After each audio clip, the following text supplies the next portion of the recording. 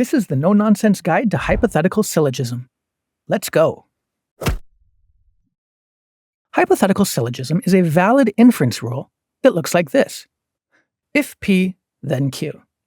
If Q, then R. Therefore, if P, then R. The model shows a pattern, a form. If the first thing, then the second thing. If the second thing, then the third thing. Therefore, if the first thing, then the third thing. An if-then statement is called a conditional. The if part is the antecedent. The then part is the consequent.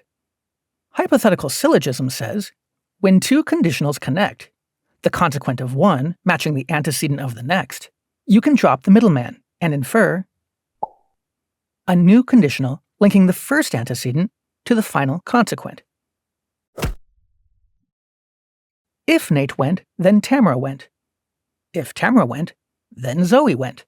So, if Nate went, then Zoe went. Using symbols, if box, then circle. If circle, then diamond. Therefore, if box, then diamond. The box, circle, diamond example shows that P, Q, and R can stand for anything. For example, if both Justin and Kate won't go, then Alex will go, but Zoe won't. If Alex will go but Zoe won't, then neither Bill nor Casey will go.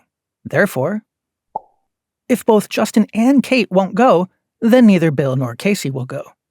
It looks messy, but the pattern is simple. Here's how it looks in symbolic logic, a natural deduction proof.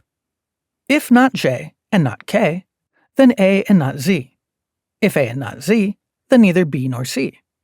So we infer, if not J and not K, then neither B nor C, using hypothetical syllogism, lines 1 and 2. See the structure? If the first thing, then the second thing. If the second thing, then the third thing. Therefore, if the first thing, then the third thing. Hypothetical syllogism only works when the chain links up. A leads to B, and B leads to C, so you can go from A to C. But not just any overlap will do. For example, if A, then B. If C, then B. There's a match here, so you might be tempted to infer if A, then C. But that's a mistake. The match is in the wrong place, so the chain doesn't link up. Hypothetical syllogism is a valid deductive form that connects two conditionals into one.